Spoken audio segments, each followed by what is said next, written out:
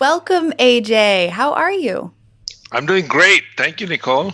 Good. I'm really excited to have you here and to go on this journey with you. And I think that's really what today's going to be. It's a journey about you and Feed a Billion. And particularly as we record this, we've passed the 1 year mark of the coronavirus pandemic, and the newest estimates I've seen that in this 1 year we've had more than a decade of progress lost when it comes to food security. That ability for people to know where their meals are coming from during the week and how they feel, how they go about their daily lives when they don't know where food is going to come from. And particularly, your area of expertise, how that impacts children and particularly girls around the world. Yes. So I'm really excited to learn from you. So let's go back to the very beginning. Take us to your home. Take us to India, and introduce us to AJ, not Dr. Ambuj Jain, but AJ and your family and where you come from. Sure. Thank you. So, what I'm going to talk about is from about 7 years of age, Okay. because we had moved back to where my family's from, and it's a town called Muzaffarnagar, and it's in a state called Uttar Pradesh. And if Uttar Pradesh, which is referred to as UP, if you separate it out from India and it became a separate country, it will be the fifth most populated country in the world. So there's about 220 million people in that That's state that insane. is, I think, the size of Texas, if you can kind of figure that out. It's the population density is unthinkable. And when we moved back, we moved to our family home, and picture a home with a big courtyard in the middle, 3 levels, 3 floors, and rooms all around the courtyard on all floors.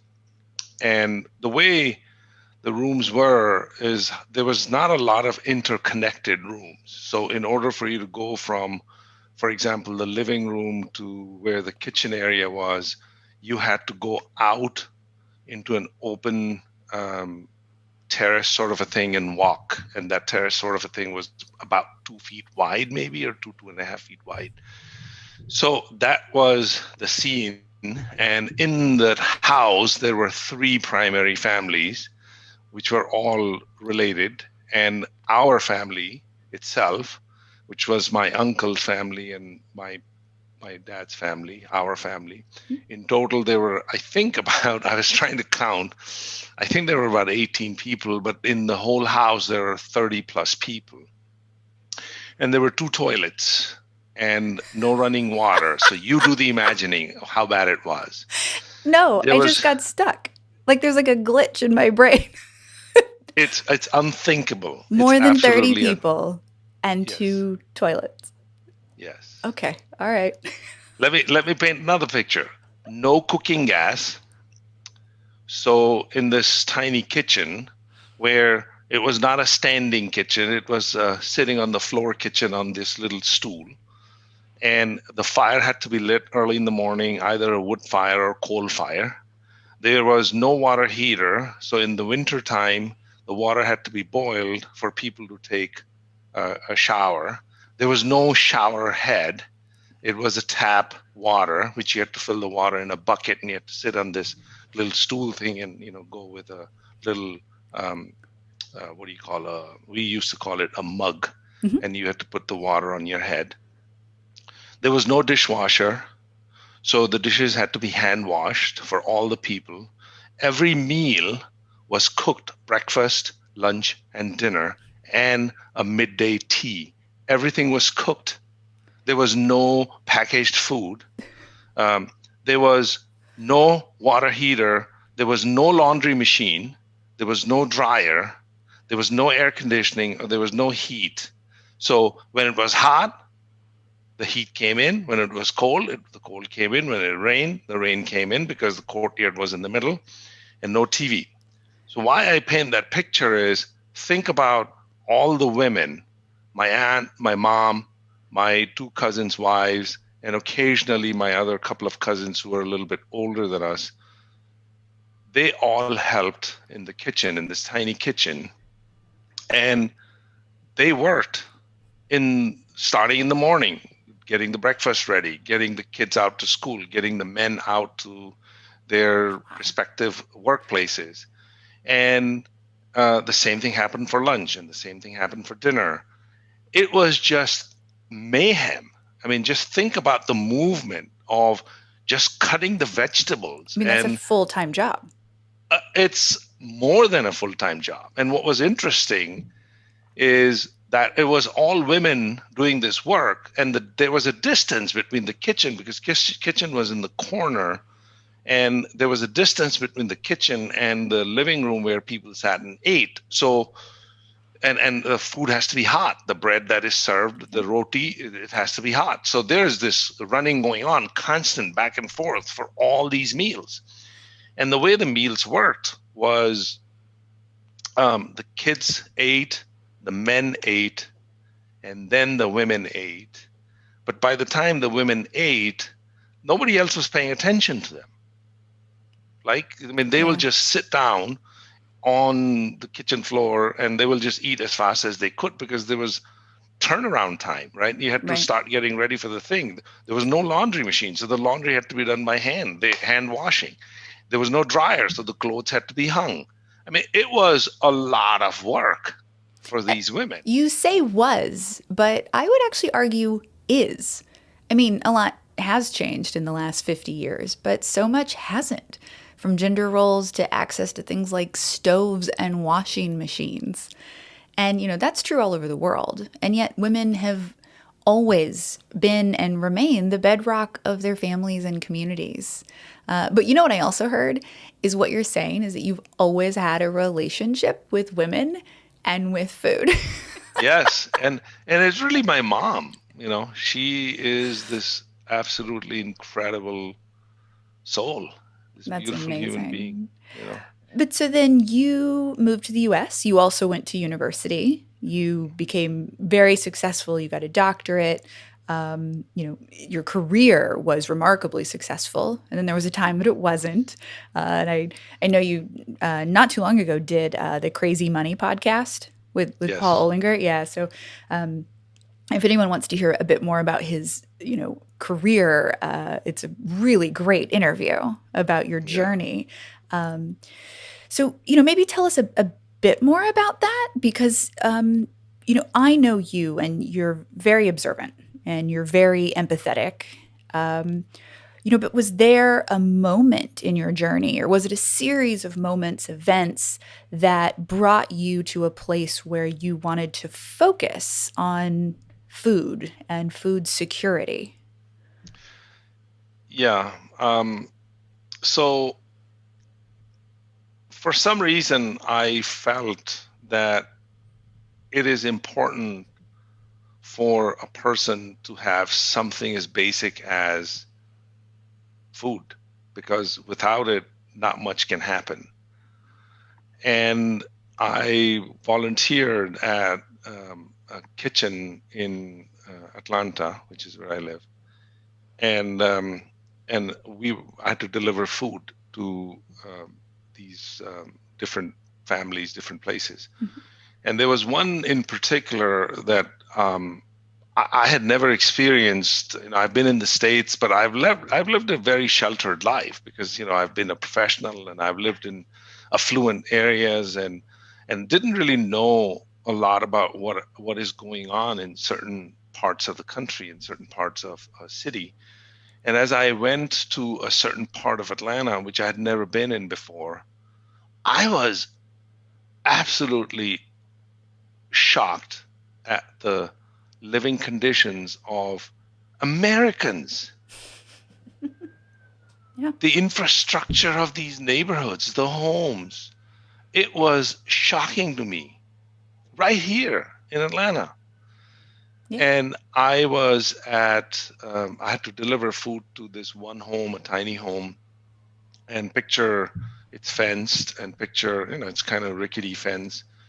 And the windows are barred, like there's bars on the windows so that nobody breaks in. And I knocked on the door, and this lady, older lady, came to the door, and she had these two big Rottweiler type of dogs. Mhm. And for some reason, I found that whole interaction the deepest, most touching interaction. As I gave her the food, we never exchanged a word. I've never seen her again. But as I gave her food, the look in her eyes was of just gratitude, as if she mattered, as if Mm. she was relevant. That's I like that word relevant. Yes. And it was, I felt it. I felt what it feels to help somebody feel relevant. Yeah, and as you say that, that's a heavy word, and I've also heard you say worthy, and those are not words I would normally associate when I think of food. You know, Yeah. a woman, a human should always feel worthy. They should always feel relevant. Everyone matters. So I guess, with powerful words like that, maybe speak a little bit about that connection between food and relevancy and food and worthiness. So I'll give you a couple of specific examples. I've had Great. conversations with people, men and women, who experience food insecurity as a child. And many years later, they've had successful careers. They have the ability to have food, etc. And as I have a conversation with them, and the topic of food insecurity comes up, in every single time, the moment they reconnect with that experience, they every single time they get emotional. And what every single one of them has said is that they felt that they had there was something wrong with them, which is why there was not enough food. There was something they had done wrong, or there was something wrong with them. So it's really a reflection on the self. The circumstances are a reflection on the self. They don't have the ability to process that and saying, why is that I'm hungry? It's really, am I worth it? Have I done something wrong? It doesn't make sense to them, and they can't rationalize it. And it is very deep, very, very deep. Some of them have become food hoarders and have confessed to that, Mhm. because it never leaves you. And there, Experiencing hunger as a child, when you don't know why it is happening, it never leaves you. those behaviors you mentioned, such as food hoarding, we see that in children everywhere. Children who have lived in fear of not knowing where their next meal will come from behave differently than their peers. And they have a very different relationship with food and access to food. I mean, a relationship no one should have to have, certainly when that young. And what's really hard to understand and describe. So, I want you to take that a step further, because what we're talking about is a basic human right. And being unsure that a need necessary to survival will get met. So take that further and describe your observations and knowledge about girls around the world, and why you wanted Feed a Billion to focus on girls specifically. Well, so I have an experience as a child, where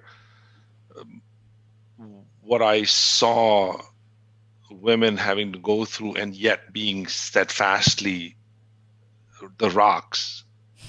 And then when you fast forward that, we have seen that and the data and research shows that if you want to create sustainable change in a community, and an impoverished community, you have to empower women and girls, because they are the ones that stay there and help build and strengthen that community. So, this there are several different parts to this. So there's this part of women and girls create sustainable change in a community. That's one part. The other part of it is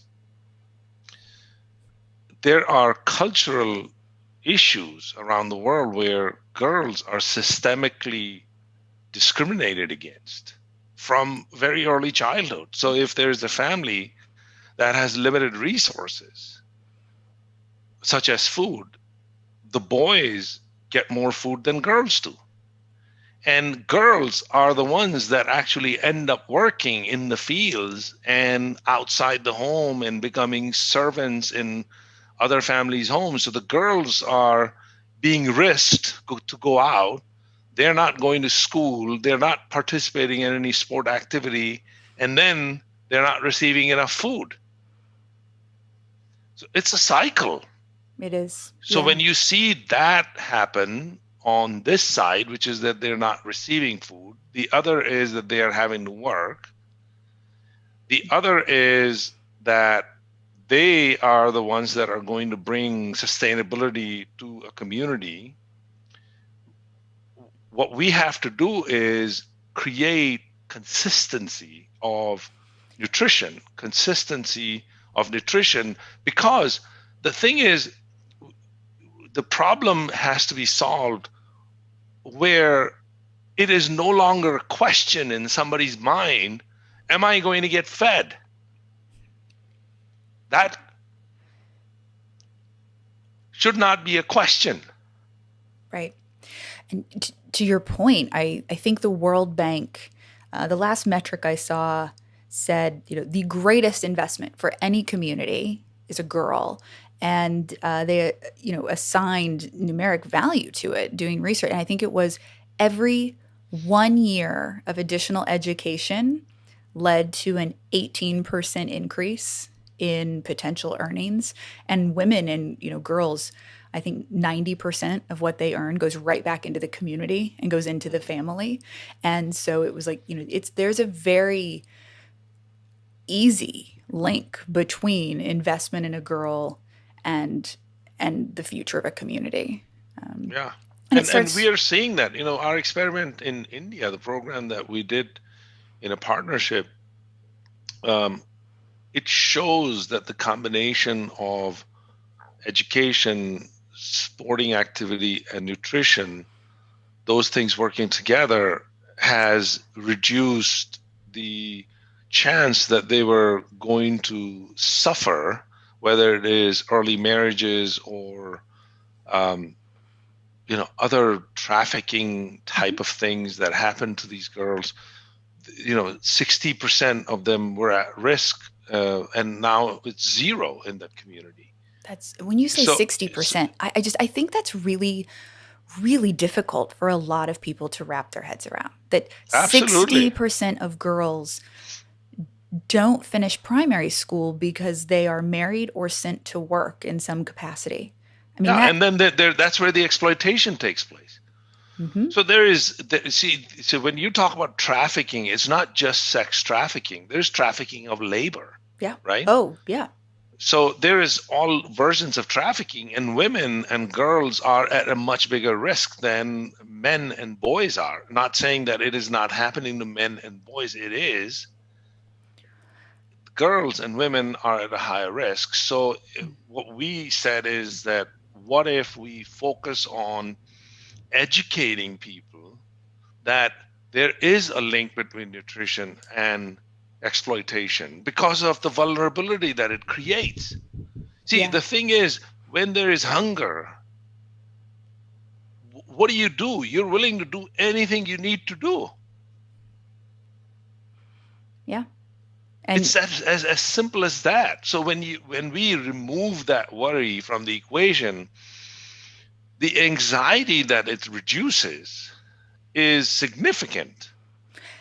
as you And talk. I've seen it. I've been there. I've been in the homes of these girls. And it is, I mean, they're the heroes because despite their circumstances, they're so optimistic. They're so engaged because they see that we care. They see that somebody cares, that somebody's there for them and is helping them push forward.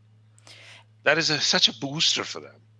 Yeah. Well, and I mean, as you talk about meals and what they can do, I mean, there's the immediate thing we think of, right? Which is, well, there's nourishment. You're putting sustenance into the body. And there is that benefit of all of a sudden you can develop properly, especially for a young person, a young girl, their brain, their body. I mean, they need nutrients to grow Yes, and to develop properly. So there's that part of it. But then there's back to that worthiness, that relevance that you talked. I mean, for someone to grow and feel safe, feel secure, feel like they matter, like there's opportunity, to actually be given the opportunity to go to school is dependent upon food. yes, And families, are forced to make really difficult decisions. It's not as though, any family wants to be put in this situation. But we've correct. seen, in every community all over the world, these things happen. And a lot of times it's not talked about. Families are embarrassed. Families look for alternatives. And I really think it's important to go back to your comment and just sort of reiterate, when you use the word trafficking in certain cultures, and I can certainly say, in America, we hear human trafficking misused often. And people automatically assign these things they've seen in a movie or something to what it is.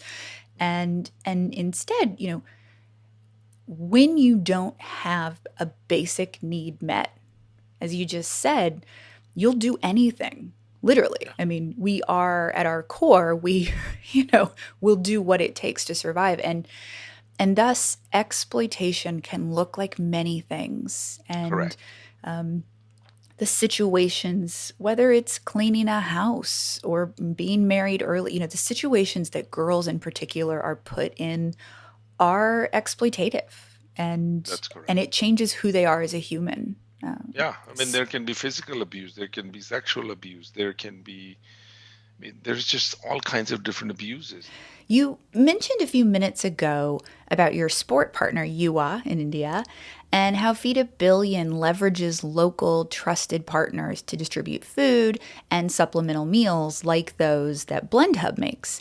Can you define for us then how exactly you work both with on a with people on a global scale, and yet you keep it very local, because what you're describing is happening in individual homes and communities, and we know there isn't a one size fits all global solution to food insecurity. Yeah, so we started in 2016. We formed the nonprofit in 2016.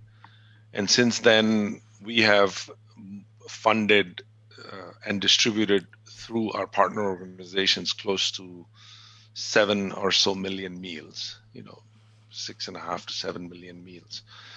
And it's been in the United States, Kenya, and India.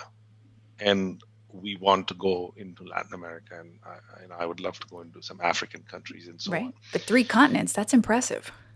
Thank you. And the trick in this is not trying to solve this by ourselves. It's about partnerships. It's about leveraging existing infrastructure and relationships and knowledge that exists in each one of those communities. So the idea is, so for example, in the United States, there is an existing infrastructure for mobilizing food and distributing food through food banks and pantries. And there are there are umbrella organizations that are very efficient at working into that whole system. So why should we have to reinvent something unless there's a need to? Mhm.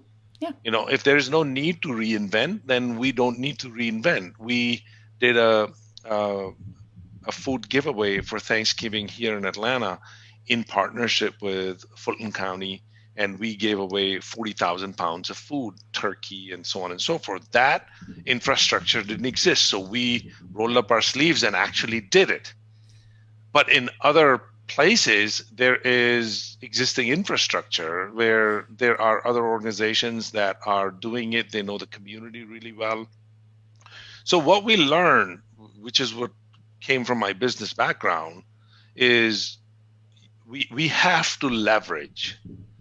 We have to figure out how do we take existing resources and multiply those, the effect of those. And how do we find matching organizations that give us leverage on our money as well? So it's really a leverage on resources and leverage on money, right? So we have been able to be very efficient with the cost of each meal that we have provided because we have been able to find matching funds, or we have been able to find partnerships that already exist, and we don't have to bear the cost of that local distribution, if that makes sense, right? And just to clarify, when you say meal, like what exactly does that mean? Because again, you're talking about different cultures all over the Correct. So globe. So what do there you mean by meal? so there are so for example, in the United States, the meal is it consists of canned foods, fresh produce, dairy, meats, things like that, that are distributed typically through food banks Yep. and food pantries and kitchens. In Kenya, we have done a couple of different things. We have distributed in certain remote northeast corner of Kenya, in those villages, we have distributed um, a mix of rice, beans, dehydrated vegetables, and a soya powder for protein. And it's boiled, and then it makes kind of a porridge, and that's what people eat, right? And we experienced in that scenario that, which you don't know, that distributing food in that part of the world is more precious than gold. So we had to, the partner that we had, they had to have security guards on the truck that had the bags of food. People don't know that. People say, "Oh, I'm going to write a check and you solve the problem." There's a lot of details that have to be worked out in terms of ultimately taking it to that person that is going to eat that food. The other thing that we have done in Kenya is we have helped build, through another organization, we have funded a kitchen. So now it's a sustainable solution that they are going to be providing Yep. in-school meals to children, which is their Kenyan typical meal, rice, beans, etc., through that kitchen. And I think they may be at like 20,000 kids a day. So we saw what their need is, and we're able to fund that. In India, we have done a couple of different things. One is we funded meals through an organization that already has an established network of kitchens and government funding, but there is a gap in their funding, and they provide midday meals, hot meals, the typical Indian dal, vegetable, rice, bread meal to kids throughout schools in India. Then in this other program that we did with an organization that has a sporting program combined with school, just targeting towards girls, we saw that what was needed was a non-cooked solution, because we had these girls for a very short time, and they were available in the morning when they were going to their sporting field, the soccer field. So we had to intercept that in a very efficient way and give them the nutrition at the time. So we partnered with another organization that has a shake, and we have mobilized the shakes that are given to these girls through these shakers. We gave them the shakers. Yeah. They bring the shakers with water to So the what we would field. think of as like a protein shake, kind of. Correct. Yeah. Correct. Okay. Great. It's exactly that. So Yeah. it's a whey protein based shake, but it gives all the nutrients the body needs. So we know it's getting delivered. So, it's really about partnerships, it's about leverage, it's about local knowledge. It's about, I mean, just to think about this, these 425 girls that receive this every day, they are going to 15 different fields in the morning at 5:30 in the morning. These fields are soccer fields, but if I gave you a visual of what that soccer field looks like, there are no lines, there's no goalpost, there is no electricity, and so in the morning it is dark and there is fog, right? So these girls, their safety is important. So there is a bus that picks them up at all these different locations. Then they go to 15 different locations. So we got to make sure that we can provide them these shakes at 15 different locations at 5:30 in the morning. And although I know that this is how it works, just hearing it said like gives me anxiety. Like the logistics of coordinating, and that's one program. That's And one. just one. Yeah. I mean, that to think about all that goes into, and so when think about people donating, right? It's like what can $1 do? $1 can provide a meal, and then when you play out what it takes to make that meal possible, whether it's a hot meal of roti, whether it's a meal cooked in a kitchen, whether it's a protein shake distributed while playing. I like that you called it soccer, football for the rest of the world. Um, that's a whole hell of a lot for $1 to do. I mean, Right. that's actually kind of hard to process, Right. which is why it's then really, I think, so impressive that you talk about like that global partnership that makes those micronutrients possible, all the way to an actual sporting group or sporting, field where you can hand them out. I mean, Right. that's really, really impressive. I also And so so the thing is that what I learned through this process, and maybe it's because of the fact that I grew up in India, which was very different. The environment that I grew up in is very different than the environment that I live in today, that I've been in the last 38 years in the US. What I learned is, and this is what we practice, is that we cannot take our parameters of what we live with and assume that that is what happens somewhere else. We have to understand the specific nuances of very specific communities. So one part of India is very different than another part of India. The northeast of Kenya is very different than solving the problem in Nairobi. Solving the problem in south side of Atlanta is very different than solving the problem in LA or in New York. or in It's a very rural unique. community in Missouri, Correct. So right? each community has its unique nuances. There are logistical issues. There are cultural norms. There are social norms. There is stigmas. In certain communities, it's a stigma to receive aid. So you have to do it very discreetly. And how do you reach a girl or a woman who is not allowed to have interaction or conversation? How do you approach her? You have to go through the community through the established norms very subtly. You can't come in and say, I am the knight in riding shining armor and I am going to take this village and I am going to provide meals. It's not just about money. In one program, we didn't know that there are rats in these villages. So then we had to figure out how to protect the food. So we had to then get these big metal trunks to put the food in. I mean, it's a lot. It's a lot that needs to be figured It's out. And you it's can't figure that staggering to out. hear. Right. And you can't figure that out unless there is local knowledge. There is hands on the ground, boots on the ground, it's hands on. That's such a hands-on approach. I mean, you really got to meet people where they are, not where you want them to be or wish that they were. Also, what I really love that you said, I actually wrote it down as you were talking. Multiple times you said what we learned or what we didn't know. And I think that's beautiful. Far too often, people who start nonprofits. I mean, they're entrepreneurial by nature, right? They see a problem and they say, I want to help solve this problem. But that often means you also come with a mindset of, I know better. I know what to do. I have an idea this will work.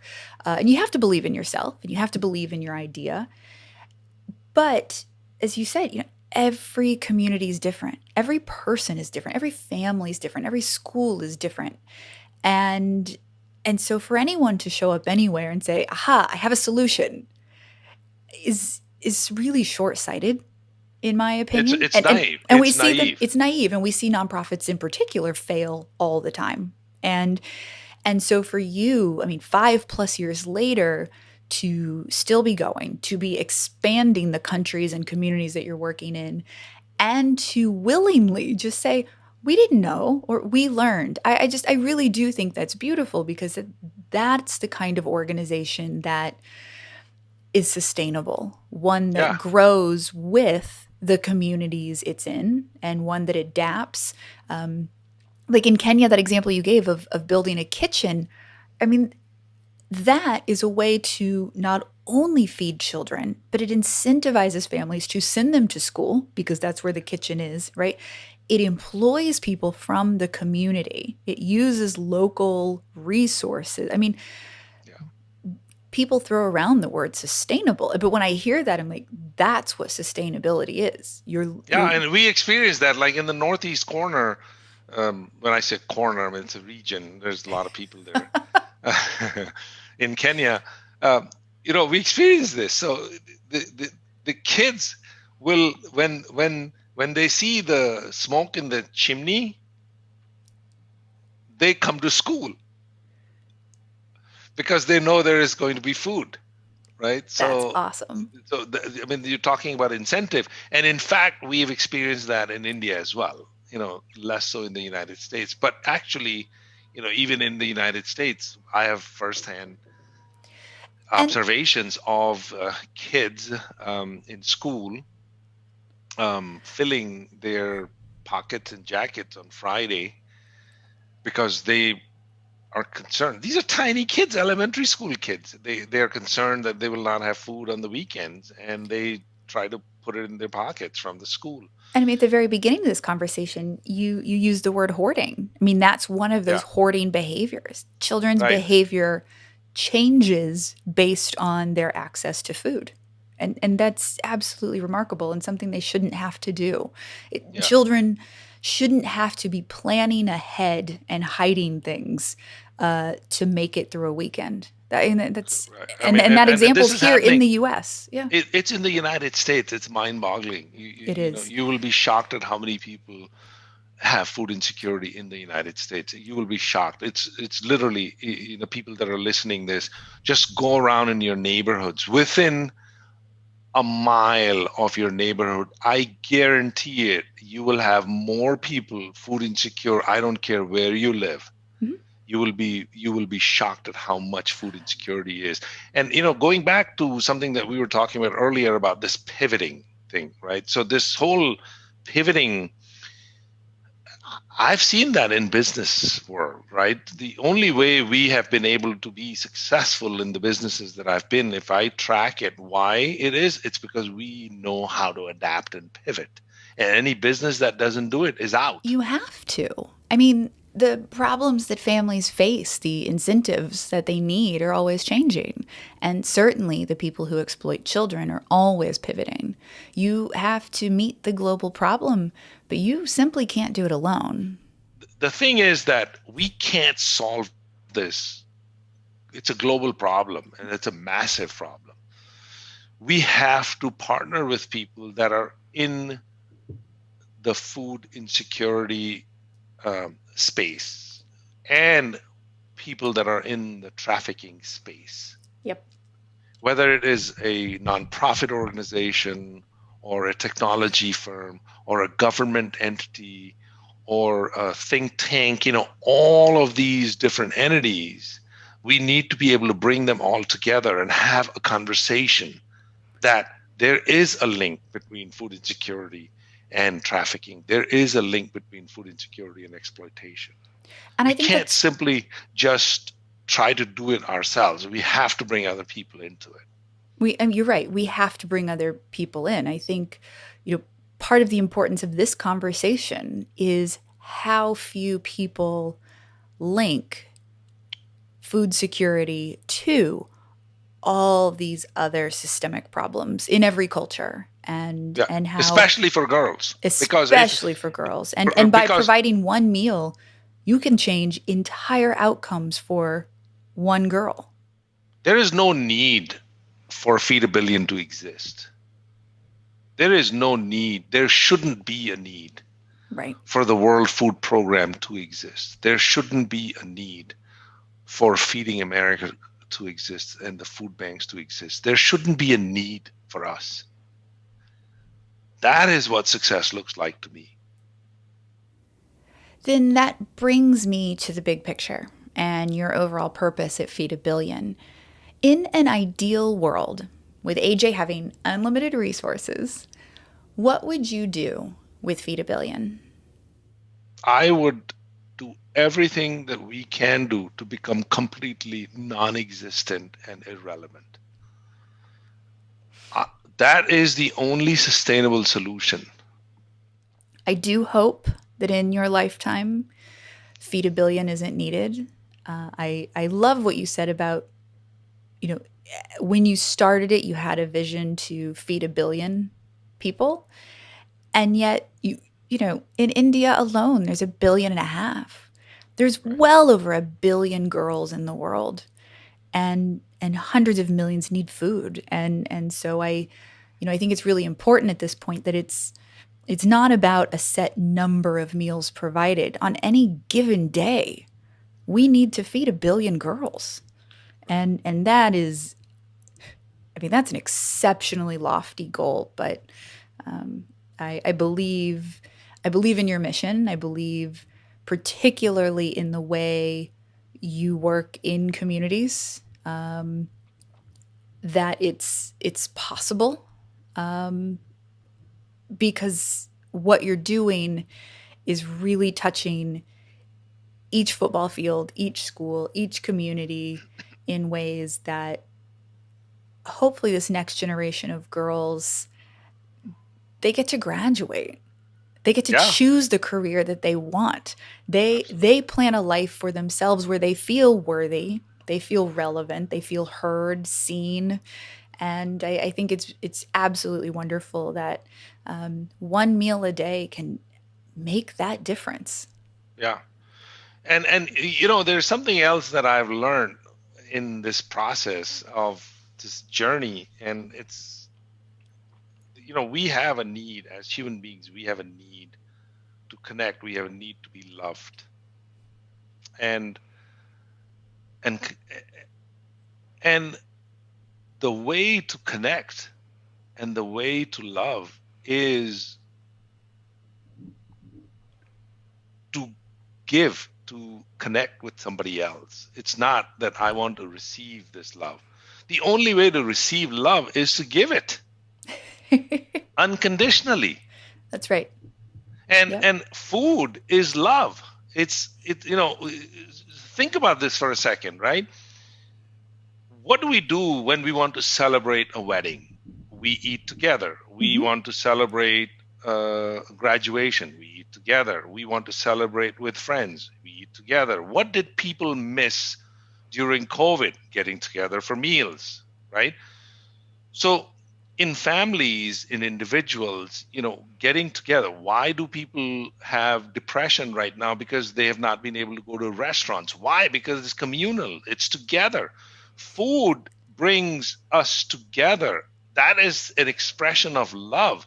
If I ask people, and I've asked people, when you think back to, there must have been at least one instance in your life where you had a meal with somebody, whether it was your grandparents or a friend or your mom or your dad, whoever. There was somebody that you had a meal with that just felt in your heart. And so far I have never met somebody that has not had that experience. As you say that, I the reason I was laughing is because it was actually my grandmother. As you said, think of someone. I was like, my grandmother. Food is love. That quote from you is defines my grandmother, and that is who she is. It's who she's always been.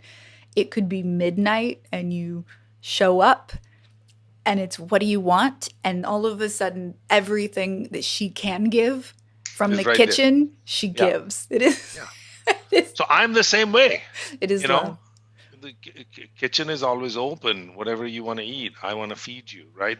So there is such a joy in Mm. giving that experience to somebody, and that is when we receive it back. So people are looking to be loved. Well, love somebody, feed somebody. Feed someone. Food is love. I love Food that. is love. So, how can people reach you, AJ? How can people contact you or feed a billion? What's the best way for people to show their love to you and help feed a billion, feed girls all over the world? So it's feedabillion.org. That's our website. You can check us out. You can donate. And to contact me, you can just send an email at aj@feedabillion.org.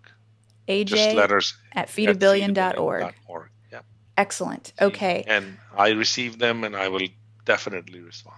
All right. Well, thank you for your time. Thank you for your vision and even more than vision. Thank you for putting your time, your energy, your money, your community, your family, all the Yes. things that you have sacrificed to make Feed a Billion possible and to persevere because I know it's not easy. So thank you for all that you do. Thank you. See you, Nicole. Have a great day.